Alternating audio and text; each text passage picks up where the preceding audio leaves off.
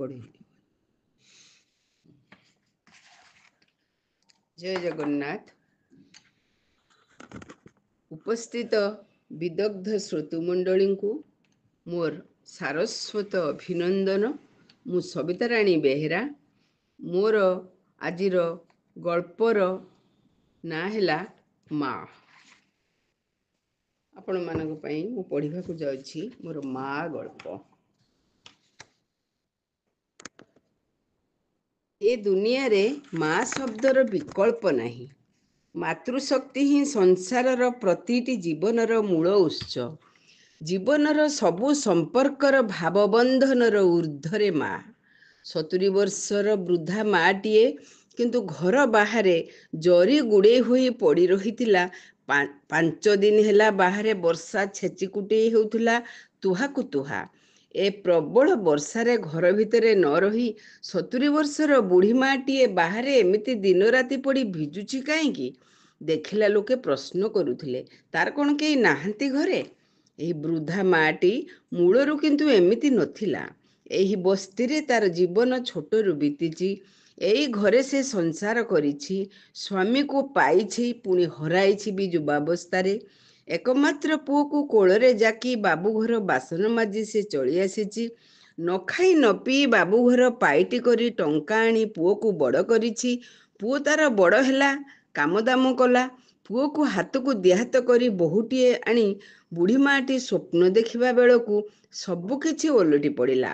ପୁଅ ରୋଜଗାର କଲେ ବି ସେ ବାବୁଘରମାନଙ୍କରେ କାମ କରି ଟଙ୍କା ଆଣେ ଓ ବୋହୂ ସବୁ ଟଙ୍କା ନେଇ ବଦଳରେ ଗଣ୍ଡେ ଖାଇବାକୁ ଦିଏ ତାକୁ ଦୟାକରି। ହଠାତ୍ ଦିନେ ଗୋଡ଼ ଖସରି ଗଲା ଯେ ସେ ପଡ଼ିଗଲା। ତା ଗୋଡ଼ ଭାଙ୍ଗିଗଲା। ସେ ଆଉ ବିଛଣାରୁ ଉଠି ପାରିଲାନି କି କାମକୁ ଯାଇ ଟଙ୍କା ଆଣି ପାରିଲାନି। ବୋହୂ ଗରଗର ହେଲା। ପୁଅ ସମ୍ଭାଳିବ କ'ଣ? ଓଲଟି ବୋହୂର ବୁଦ୍ଧିରେ ପଡ଼ି ମାକୁ ଘରୁ ବାହାର କରିଦେଲା। ପ୍ରକୃତି ରାଣୀ ବର୍ଷାର ଧାରରେ କାନ୍ଦୁଥିଲା ଯେମିତି। ମାଟି କିନ୍ତୁ ଜମା ବାହୁନି ପାରୁନଥିଲା। କାଳେ ମୋ ଏକୋଇରବଳା ବିଶିକେଶନର ଅମଙ୍ଗଳ ହେବ। ସେମିତି ଭୋକ ଉପାସରେ ପଡ଼ି ରହି ବର୍ଷାରେ ଭିଜି ରହି ମାଟିର ହାତ ଗୋଡ଼ ଫୁଲିବାକୁ ଲାଗିଲା। ପାଖ ପଡ଼ୋଶୀ ପୁଲିସକୁ ଖବର ଦେବାରୁ ସରକାରୀ ଲୋକ ଆମ୍ବୁଲାନ୍ସ ଆଣି ପହଞ୍ଚିଲେ। ବୁଢ଼ୀ ମାଟିକୁ ଟେକାଟେକି କରି ଗାଡ଼ିରେ ବସେଇ ହସ୍ପିଟାଲ ନେବାକୁ ବାହାରିଲେ। ବୁଢ଼ୀ କିନ୍ତୁ ସେମାନଙ୍କ ହାତ ଧରି କାନ୍ଦି କାନ୍ଦି କହୁଥାଏ, ମୋତେ ଯୁଆଡ଼େ ନିଅ, କିନ୍ତୁ ମୋ ପୁଅ ବିଶିକେଶନର କିଛି ଅନିଷ୍ଟ କରିବନି, ତାକୁ ହଇରାଣ କରିବନି। ତାର କିଛି ଦୋଷ ନାହିଁ, ସବୁ ମୋ ଭାଗ୍ୟର ଦୋଷ। ମୁଁ ଗୋଡ଼ ଭାଙ୍ଗି ପଡ଼ି ରହି ଭୋଗୁଛି। ଦେଖଣାହାରୀଙ୍କ ଆଖିରେ ଲୁହ ଆସି ଯାଉଥିଲା। ମାର ମମତାର ମୂଲ କିଏ କଳିବ? ସମସ୍ତେ ମନେ ପକାଉଥାନ୍ତି ସେ କାହାଣୀର କଥାକୁ। ପୁଅଟିଏ ତାର ପ୍ରେମିକାର ପ୍ରରୋଚନାରେ ତା ନିଜ ମାକୁ ମାରି ମାର କଲିଜା ନେଇ ପ୍ରେମିକାକୁ ଦେବାକୁ ଯିବା ବାଟରେ ଝୁଣ୍ଟି ପଡ଼ିଲା। ହାତରୁ କଲିଜାଟି ଖସି ତଳେ ପଡ଼ିଗଲା। ପୁଅଟି ବି ଜୋରରେ ତଳେ ପଡ଼ିଗଲା। ମାର କଲିଜାଟି ଥରି ଥରି କହୁଥାଏ, ବାପାରେ, ଏତେ ଜୋରରେ ପଡ଼ିଗଲୁ, ତୋର କିଛି ହୋଇନି ତ? କେତେ କଷ୍ଟ ହେଉଥିବ ତୋତେ? ଏହା ହିଁ ମାତୃତ୍ୱର ସଂଜ୍ଞା। ମାର ମମତାର ସାର କଥା। ମାତୃଶକ୍ତିର ବିଶାଳତା। ସନ୍ତାନ କୁସନ୍ତାନ ହୋଇପାରେ, ମାତ୍ର ମାତା କେବେ କୁମାତା ହୋଇପାରେ ନା।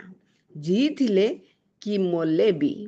ତେବେ ଆଜିର ଏ ସଂସାରରେ ଏହି ମାତୃଶକ୍ତିର ଏତେ ଅବମାନନା କାହିଁକି? ସମାଜରେ ଆଜି ସବୁ କ୍ଷେତ୍ରରେ ମାତୃଶକ୍ତି କିଛି ନା କିଛି ରୂପରେ ନିର୍ଯାତିତା ଓ ଅବହେଳିତା। ନିଜର ରକ୍ତ ସମ୍ପର୍କ ଠାରୁ ଆରମ୍ଭ କରି ସମାଜର ପ୍ରତିଟି କ୍ଷେତ୍ରରେ ତାର ଏପରି ଅବମାନନା କାହିଁକି? ଏ ସାମାଜିକ ଅଧିପତନ ଓ ଅଧପତନ ଓ ମାନବିକତାର ମୂଲ୍ୟବୋଧ ହ୍ରାସର ସୂତ୍ରଧର କିଏ? କାହିଁକି ହଜିଯାଉଛି ମଣିଷ ପଣିଆ ମଣିଷର ହୃଦୟରୁ? ଏବେ ଏ ଧରଣୀ ଉଲ୍ଲସିତ ହୁଏ ଜଗତ ଜନନୀ ମା ଦୁର୍ଗାଙ୍କର ଆବାହନୀ ପାଇଁ। କିନ୍ତୁ ଏହି ମାଟିର ମାମାନଙ୍କର ଏମିତି ଅବହେଳା କାହିଁକି? ଏ ପ୍ରଶ୍ନର ଉତ୍ତର ଆମେ କେଉଁଠି ପାଇବା? ନିଜ ଅନ୍ତରରୁ, ନା ସାମାଜିକ ପତନର ଦ୍ୱାହି ଦେଇ ଏହି ସମାଜରୁ, ନା ସେଇ ଯୋଗ୍ୟ ସନ୍ତାନମାନଙ୍କ ପାଖରୁ? କେଉଁଠୁ ପାଇବା ଏ ପ୍ରଶ୍ନର ଉତ୍ତର?